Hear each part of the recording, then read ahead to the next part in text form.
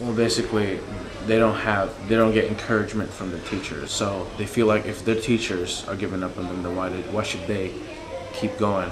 Since they're the ones giving them the education. If there's no one there to give them education, why should they keep going when it feels like the whole system is against them? So they don't feel like they have any attachment left to education at all. I believe students are dropping out of school because school isn't the best environment for them. It's not supportive of them. Not a lot of teachers know how to get certain students into what they're learning. It's like one type of student would find a certain type of activity to be interesting and engaging, but another student would find it to be very, very boring. When it comes to teachers, a lot of teachers also aren't able to connect with their students, and really I feel like teachers are kind of like, most of them or a lot of them feel like they have all this information that they want to pass out to you, and what you got to do is pass it back out to them. You know what I mean? And a lot of other students don't really respond well to that. Like, it was boring for me, like going to history class, like, you know, learning about European people, like learning about, like, you know, races that don't have to deal with me, you know, and like learning about America, which is like, you know, what's in the book is not like, it's not really what's happening. Isn't like in my history class, like let's say my previous history class, I only learned like a paragraph of my history. Like they only summed up like a paragraph. They need to know why they need to learn it, not just for better education. How does it relate to everyday life? How does it directly relate to how they get up every morning and why things are the way they are? You don't really see the type of people you study in a normal history book. You see people of different culture. Why are they here? That does, you know, the history book doesn't explain why they're here, and the history book only explains one perspective.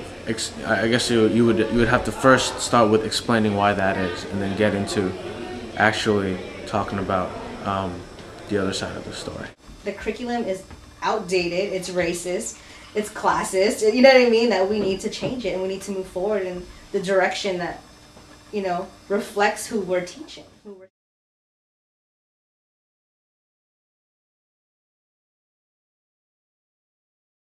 What I think Michael Apple is saying here is that schools have, for the longest time, since it started, been teaching students, regardless of their ethnicity, their race, their class background, this kind of Eurocentric education, right? And this education that has continued to fail and continue to not only disengage our students, right, students of color, but also has kind of invalidate their experience, right? And so ethnic studies was a response to this kind of like hegemony. So in the late 1960s, there were students, particularly from San Francisco State University, who recognized that education was not relevant to them. A lot of the history that they were learning was from a Eurocentric perspective, and so they did not see teachers who looked like them and did not learn about the people, their people. And so there was an organization that was formed by this. It was called the Third World Liberation Front, and they organized a strike, and they had a lot of demands, and from this resulted in the birth of ethnic studies, where San Francisco State University has the only college of ethnic studies. And so PEP is a product of this strike. PEP is bringing ethnic studies to the high school and elementary school levels. Because we have this multicultural school district, but sometimes, does one culture even really know about the other culture? of the students, in their classrooms. So that's why I think it would be really important. And also, we talked a lot about how maybe it would break down barriers and allow kids to maybe even mediate conflicts better, because now they have a better understanding, and they know what's respectful in one culture, what's disrespectful in another culture, and therefore maybe be more culturally sensitive, which certainly I think could help in the classroom, but also outside the classroom, on the bus, on the street, having kids interact in a way that's more humanistic. And then to have that happen at the school level, the city level, the state level, and kind of the global level, have a better vision of what the world's about and what kind of people are in it. And I believe that ethnic studies, that it's important simply because it happened. I mean, these are historical events that occurred and need to be studied and understood. So just for that alone, it's history that happened. These things happened to groups of people. These groups of people did certain things. These groups of people made things happen. That's reason enough in and of itself to teach this history and not ignore it, because it's simply a part of the historical record. It's easy to say, let's all do ethnic studies, let's all do these really awesome programs that are going to liberate, the youth. I think there's challenges on multiple levels, Sometimes you find challenges with the administrators. Administrators don't necessarily buy that ethnic studies is going to help academic achievement. And so people get all stuck on these scores and, making sure, that we can quantify this liberatory education and its effects on academic achievement, which I think can be very problematic. But at the same time, we understand that the schools are pressured, to create an education where they can quantify whether or not there's success, right?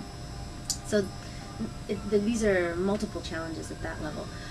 Also teachers, some teachers don't necessarily agree with ethnic studies, or they think that including like holidays in their curriculum, or including like tokenization of people of color in their curriculum is ethnic studies, when it's not. Ethnic studies has a larger purpose,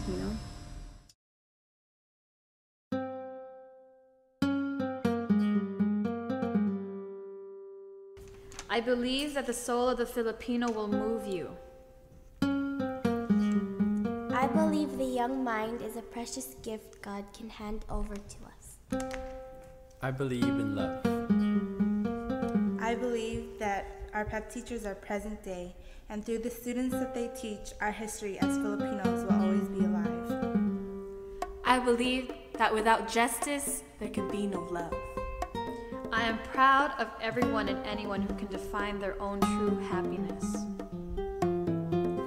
I am proud of the energy and knowledge we receive from our PEP teachers. They are what bring out our culture and wisdom we thought we never had.